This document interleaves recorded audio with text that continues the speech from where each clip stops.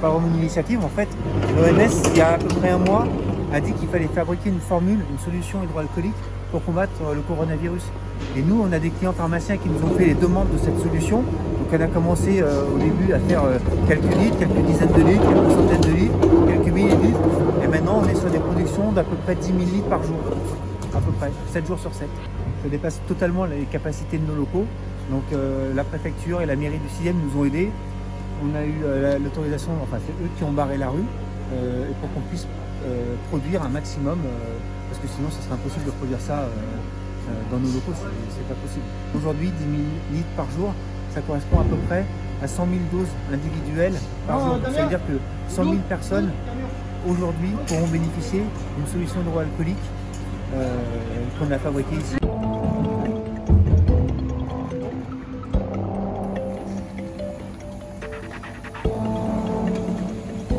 Pour trouver des solutions, donc je travaille sur l'ergonomie d'usage, vraiment dans le cadre de travail. Je conçois des robots également, et là je suis obligé de trouver des solutions pour trouver un process industriel pour pouvoir permettre de créer de la solution hydroalcoolique. Et donc on met en place des systèmes de pompe pour pouvoir œuvrer et donc vider des cuves pour en remplir d'autres, pour après reconditionner ces mêmes cuves dans lesquelles il y a la solution hydroalcoolique.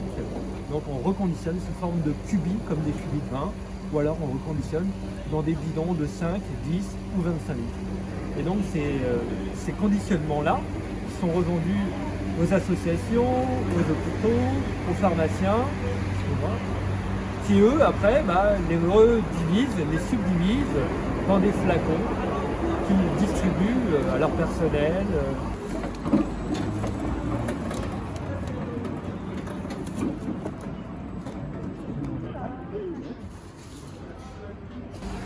Là, à l'heure actuelle, on est en train de pomper de l'éthanol, de l'alcool, donc que l'on met dans une cuve beaucoup plus grande, et on va créer 720 litres, donc 720 litres de solution hydroalcoolique. Là, en fait, ce qu'il nous manque sur cette solution, il nous manque juste l'alcool. Donc là, on est en train de compléter 600 litres, et on a déjà mis donc de l'eau distillée, de la glycérine et de l'eau oxygénée.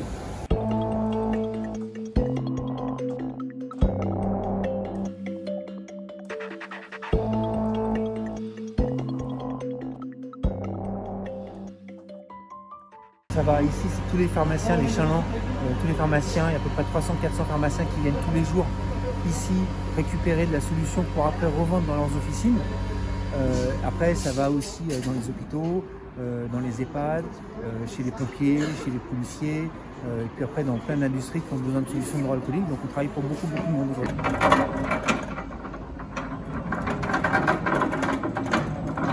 Je ne sais pas si je suis le seul en plein air, il y a plusieurs pharmaciens qui ont la même activité de moi de sous-traitance pour d'autres officines qui ont pareil des modes de fonctionnement dégradés. Il y en a à Marseille, il y en a à Vedène, il y en a à Lyon, il y en a voilà, un peu partout en France. Et cet alcool 96, on va le mélanger avec différents constituants. On va le mélanger avec de la glycérine qui va servir à protéger en fait les mains, parce que l'alcool dessèche les mains, donc la glycérine va servir à protéger les mains. On mélange ça aussi avec de l'oxygéné. L'oxygéné, ça a une action sporicide, c'est-à-dire que ça va détruire les bactéries qui se mettent en boule sur elles-mêmes. Et on mélange ça avec de l'eau pour arriver à un titre alcoolique qui se situe aux alentours de 80 degrés. 80 degrés, c'est le titre alcoolique nécessaire pour avoir une activité qui soit contre les virus ou contre les bactéries. Voilà, il faut être entre 75 et 80. C'est pour ça qu'il faut faire attention quand on fait ça chez soi, parce que chez soi, on parle souvent d'un alcool qui n'est pas assez élevé en titre alcoolique. On se retrouve sur des concentrations trop faibles, et ces concentrations trop faibles font que la solution hydroalcoolique n'est pas efficace. Et après, donc, on mélange ça dans des cuves avec des pompes spéciales qui servent à mélanger l'alcool, parce que c'est comme l'alcool est explosif, inflammable, il faut des pompes particulières pour pas que le mélange prenne feu. Et après, la bonne idée qu'on a eue, c'est de mettre en fait notre production dans des cubis comme les cubis de jus de fruits ou de vin, parce qu'en fait, il y a une grosse pénurie mondiale sur les conditionnements. On ne trouve plus de conditionnement en plastique parce qu'il y a une telle demande au niveau mondial de solutions hydroalcooliques que les fabricants de conditionnement n'ont pas le temps de fournir les bouteilles. Et donc nous on s'est dit, mettons ça dans des formats plus grands où chacun finalement peut remplir les flacons qu'ils ont déjà. Donc en fait c'est un cercle vertueux, vous avez votre flacon, il est plein, une fois que votre flacon est vide, vous le nettoyez, vous revenez à votre pharmacie, dans votre service à l'hôpital ou à la police ou chez les pompiers, et vous re-remplissez en fait vos doses unitaires avec la solution mère. Alors, on va montrer. On trouve ici, donc là c'est un produit de 5 litres, avec, vous voyez ici, le logo des pharmaciens, donc la croix verte, le symbole de la pharmacie française, avec le cœur bleu, blanc, rouge, puisque en fait c'est un peu une cause nationale. Évidemment, ce que vous voyez ici, en temps réel, en temps normal, on n'a pas le droit de le faire, évidemment, on n'a pas le droit de stocker au milieu de Paris 6e autant de litres d'alcool et de travailler dans la rue, c'est pas du tout conforme aux bonnes pratiques de fabrication ou de préparation, voilà. Mais là, il y a un intérêt national, une telle demande, une telle pénurie partout dans les hôpitaux pour les soignants que on a exceptionnellement des dérogations pour pouvoir fabriquer le temps nécessaire à ce que l'industrie arrive à reproduire à nouveau des gels en quantité satisfaisante, importante.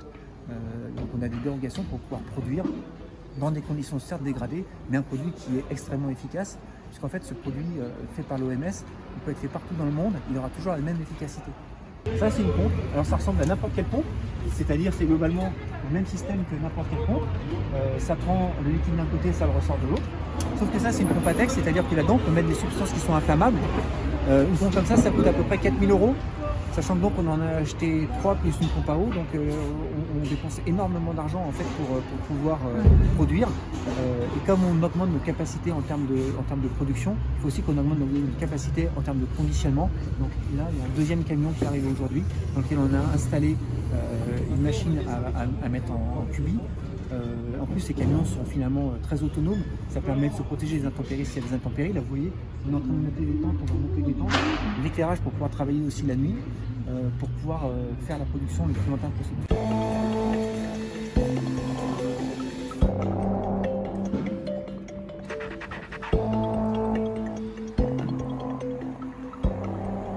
Tous les pharmaciens d'officine ont la possibilité de fabriquer pour eux-mêmes dans leur préparatoire, de la même façon que moi au départ je faisais dans mon préparatoire et puis à force avec la demande on a fait dehors cette production à l'extérieur.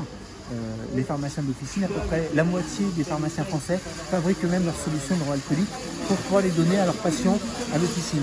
Donc il y a une grosse mobilisation officinale et beaucoup de pharmaciens français aujourd'hui commandent les matières premières, font le mélange, qui est un mélange très simple à faire, mais les pharmaciens ont accès à l'alcool à 96 que la population n'a pas facilement accès. Voilà, c'est ça.